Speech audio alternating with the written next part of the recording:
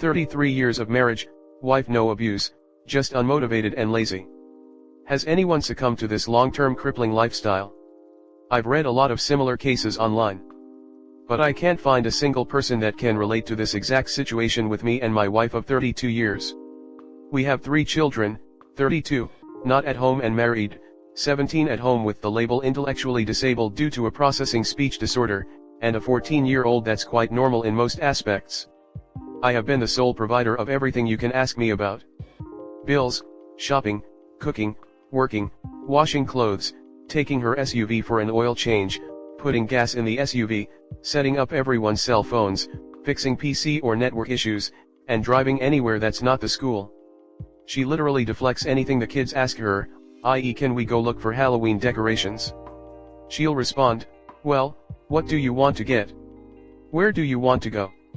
I need to check and see if dad has enough money, plus it's the afternoon, it might be busy and crazy out. Or she pretend panics like, oh I don't know. I'm just trying to get these dishes done so I don't come home to a mess later. Of course, based on my initial statement, that's not the issue because she doesn't do dishes but once every 2 to 3 days at best, and it's usually just enough to give me the pans I need to keep in that night. Let's clarify some other possible issues/questions. I have never hit or emotionally abused her.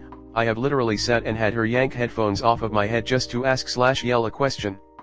Now I'm not saying she's a reality/drama TV type, she just gets so involved in her own negativity that eventually she starts talking to me and the kids like we're prisoners at a war camp. Years ago I let this fly secretly and just would spend time at co-workers' houses to avoid the negative conflict. But we've been married going on 33 years and our lifestyle is just garbage. 2 kids are in high school, and I can't resolve negative issues faster than she complains about them, and although over the last 13 to 14 years I finally started fighting back and telling her what my side of the story is, she cries and asks what can I do to make you not feel that way, so I tell her any for one day she'll wash dishes all up, or try to cook dinner, but in the end she always says, well I would but your dad knows how to do it better than me, or something similar. I don't want anyone to think she's domineering, that's not the case. But she loves to see the bad side of every single thing in life but refuses to take part in the solution. She says she's scared to drive in traffic, she refuses to make friends. I have no friends, due to her negativity. The last part-time job she had, she literally come home crying every day but walked in the door asking me, so what all did you get done today? I've never asked her that, or expected a result. You would think just being a mom at home, if you don't want to work or drive you'd dust or wash clothes sometimes.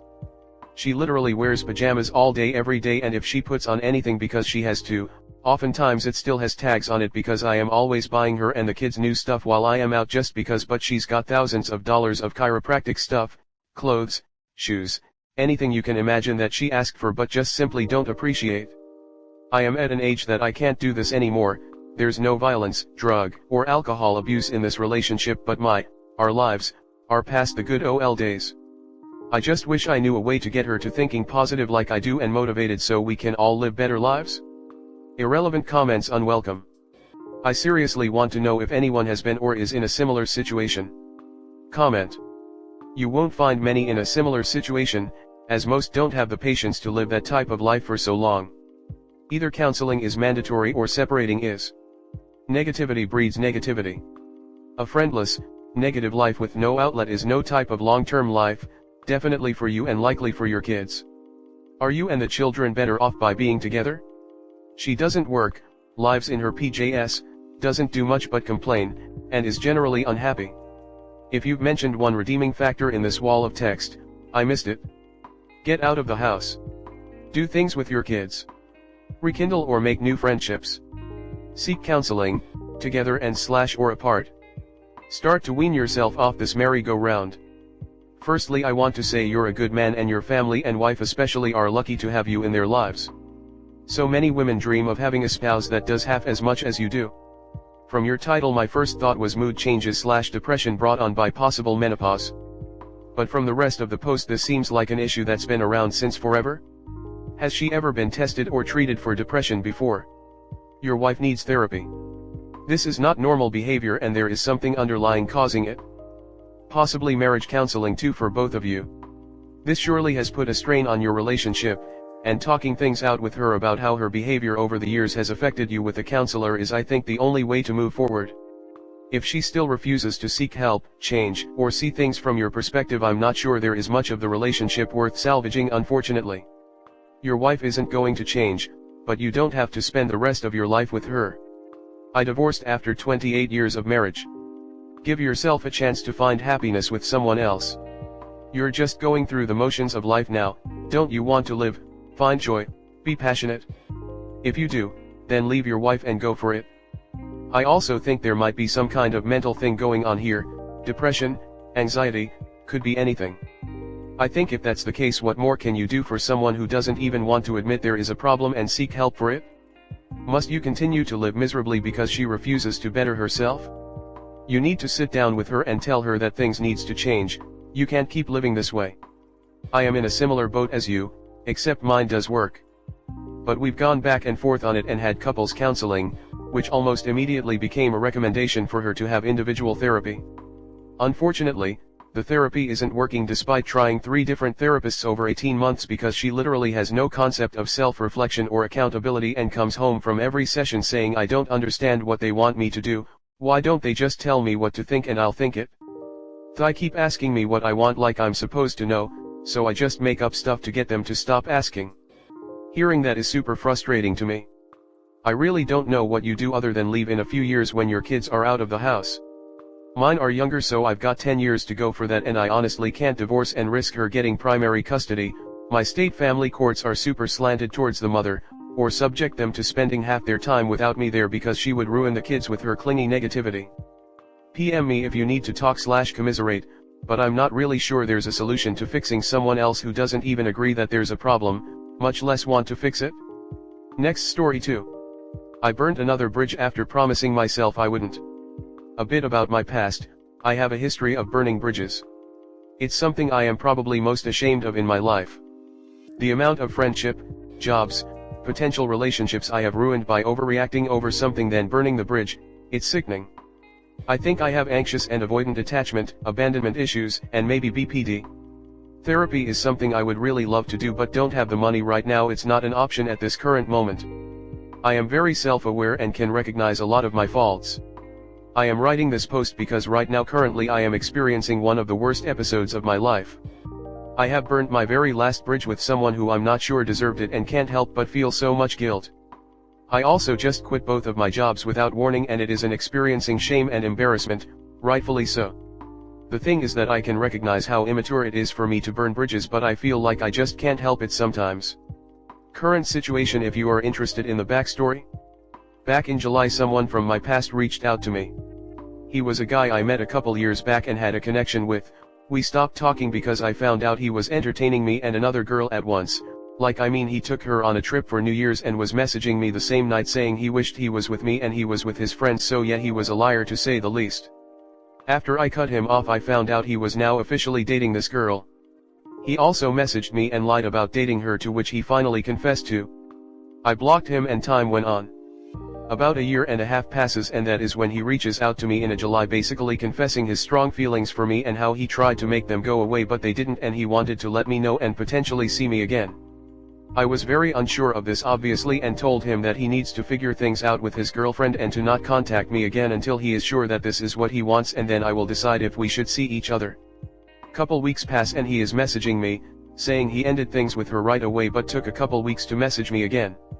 At this point a lot of people would still never take back a guy who has clearly lied in the past and doesn't have the best track record, but the way he was expressing how I was on his mind all day for the last 8 months and has been imaging me in his life, I couldn't help but give it a chance. Maybe this could be real love? The one thing he made clear though was that he would want to take it slow and he can't just hop back into another relationship. Me and him started seeing each other every couple days, going on dates, his cottage, meeting his friends. He would call me every day and text me all day. Initially he was the anxious one, texting me all the time, worrying about when I went out with my friends, always saying how amazing I am and how we both deserve to be happy finally in our life and we are what makes each other happy. The tables turned though. After we started getting closer, I grew anxious and started looking for things to be upset about. I called him out for following this girl who I thought was his ex-girlfriend. It turned out to be his friend's current fiancée. Yikes. I started acting weird towards him when I noticed he was active on social media and not I responding. And you would think all of these dumb things would push him away, but it didn't. He stuck by me and comforted me and was really sweet. He would insist that he wants me in his life and I have absolutely nothing to worry about when it comes to us. But as time went on I noticed me started to feel more and more pressured. He kept bringing up how he isn't ready to date and he feels like I'm too emotional all the time and it's causing this relationship to deteriorate before it can even start basically. This was not healthy for either of us. We both mutually decided to take a break and not speak for a couple days. This was emotional for both of us and he expressed his fear of losing me for good and what is I fall in love with someone else. But I was so upset he still was unsure of what he wanted so I made it clear we needed to take a couple days, but then a break turned in a week. And it really started to feel like we were just over. I reached out to him after that week and expressed how I completely understand how much pressure I put on the relationship and how I am embarrassed and disappointed I acted out the way I did.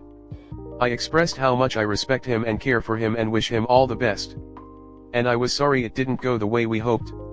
He responded and was very kind and expressed how he did want it to work out but he would tell it wasn't working and not the right time for us but he still really likes me and wish me the best as well. A week passed and I started to feel differently. This is when my toxic behavior started to arise. He liked my Instagram story and it triggered something in me. Suddenly I didn't care about protecting his feelings or being understanding. Suddenly I feel like he is the most selfish person in the world. How dare you come into my life again after already screwing me over the first time? Is it because I was younger than you, naive? Was it because all you wanted was my body and my looks and once you had that you realized I once again wasn't what you wanted? These were the thoughts that went through my head. It was taking every bone in my to not send him a message expressing how selfish he was and how it truly feels like he used me and I don't see him in the good light I once did. I see him and I feel sick. I feel sick for trusting him, and I feel sick that he disposed of me so easily, only for him to say he still likes me and is liking my Instagram story. I'm hurting so bad. So I messaged him and I said everything I could think of.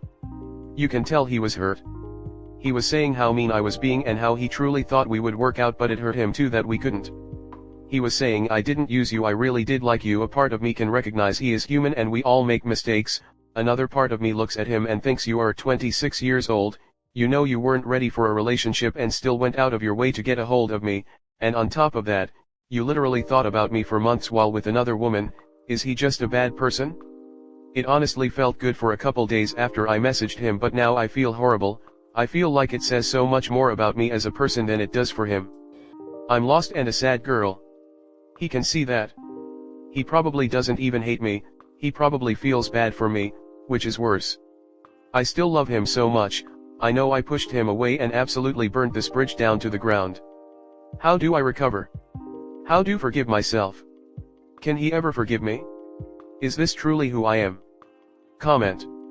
There are sites like Talkspace that offer pay-per-session and trial options.